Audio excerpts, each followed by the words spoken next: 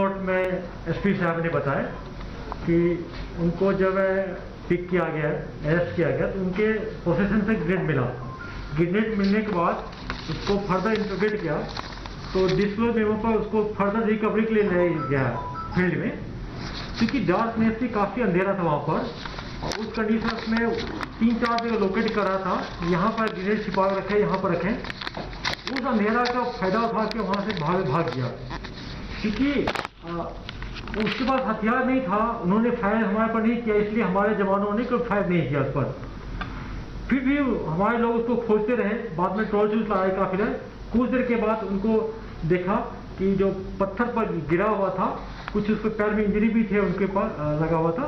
फिर उसको हॉस्पिटल लाया गया, फिर यहाँ पीसीआर में लाया गया, उसको फॉर्मेलिटी वीडियोग्राफी किया गया, डॉक्टर का टीम मेडिकल पोस्टमार्टम किए गए, कोविड टेस्ट कराए। उनके बाद उनके फैमिली मेंबर का साथ जाके हम लोग सोनभद्र में उनको लास्ट राइड करवाए। दूसरी बात है कि जहाँ आप लोगों ने कुछ कंप्लेंट एक्सप्रेस किया है उनके फैमिली मेंबर ने, उसके तहत मैंने एसपी साहब को बोला कि आप डीएम को बारामूला को लेटर लिखिए। उन्होंने एक लेटर लिखा है, हम लोग डीएम से रिक्वेस्ट के आप मिशन इंक्वायरी इनिशिएट कीजिए। शायद आज सुबह ऑर्डर निकल चुका होगा, बिल्कुल। आईजी साहब, मेरा नाम है सर, मैं गुलिस्तान का एडवोकेट से हूँ। 2 क्वेश्चन है। आज तो एक यहाँ जो महिला मरी है, यूजली डेड बॉडीज अब नहीं दी जाती हैं, स्पेशली बच्चे की डेड बॉडी, क्या इनकी डेड बॉडी जो महिला की डेड बॉडी जो प्रेजेंट उनके होंगे उनको दी जाएगी? बिल्कुल दी जाएगी, इसमें कोई दो राय नहीं है। उसका मिलिटेंसी से कोई ताल्लुक नहीं है, इसमें कोई दो राय नहीं है, और उनकी डेड बॉडी बिल्कुल हैंड ओवर। पुलिस का वर्ष कोई थोड़ी मानने को बिल्कुल तैयार नहीं है, बिकॉज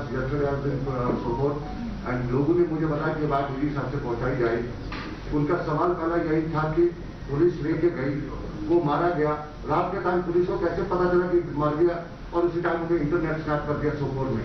और बहुत रीजन पहन स्नैपिंग इंटरनेट, क्या वो उसका टाइम मर चुका था या वो सुबह के टाइम डेड बॉडी मिली होता पता चला मर चुका था? देखिए, हम लोग ज्यादा इसको गहराई में न जाकर के, अगर इंक्वायरी का प्रोसेस शुरू होने वाला है तो जिस सिलसिला इंक्वायरी पे छोड़ दिया जाए। हम लोग इंक्वायरी से पहले इंक्वायरी करने की कोशिश ना करें। जब कह दिया गया है कि इसमें मैजिस्ट्रेट इंक्वायरी अगर इंस्टीट्यूट होती है, जिस भी तरह की इंक्वायरी इंस्टीट्यूट होती है, जो भी फैक्चुअल पोजीशन है वो बाहर आएगी और उसके मुताबिक कार्रवाई की जाएगी। मैं आपको एक जवाब देना चाहता हूँ। ये हमारे कॉन्फिडेंस लेवल पर है कि कहाँ हमको इंटरनेट करना नहीं करना। जैसे श्रीनगर सिटी में इनकाउंटर ऑर्डर हम लोग नहीं किए, क्योंकि मुझे कॉन्फिडेंस है कि यहाँ हम संभाल लेंगे सिचुएशन। यहाँ काफ़ी सिक्योरिटी फोर्स है, मेरा हर जगह। वहाँ पर जब जंगे सोपुर जो रिमोट एरिया है, जहाँ काफ़ी मिलिटेंट्स का नंबर है, वहाँ एक इनकाउंटर से दूसरा इनकाउंटर होने के, अटैक होने की संभावना रहता है। मैं नहीं चाहता, हम लोग नहीं चाहते हैं कि इंटरनेट का फायदा उठा के मिलिटेंट फर्दर कहीं अटैक कर दे। तो रूरल डिस्ट्रिक्ट आप देखते होंगे कि जहाँ एक बार फायरिंग शुरू हो गया, कभी कभी ऑपरेशन लॉन्च करने के भी हम इंटरनेट शट डाउन करते हैं हम। अभी छोड़ दीजिए, search operation also operation. See, Janath, our effort is to keep the city peaceful, and this is part of our drive to keep the city peaceful. When I said that 7 operations have taken place in the city, I also told you that 5 of the terrorists killed are from Srinagar city, and 11 of them have come from outside and taken shelter in Srinagar city. The fact that every time they come we operate and we have a successful operation shows that yes, we are alive to the situation. We know that they are trying to disturb peace in the Srinagar city, and our deployments on the ground, our agencies on the ground are very live to the situation. They keep a track of any movement from outside towards the city. So therefore, all operations which are taking place are generally at our instance. We are the ones who initiate the operation, but unfortunately there are occasions when they come and strike.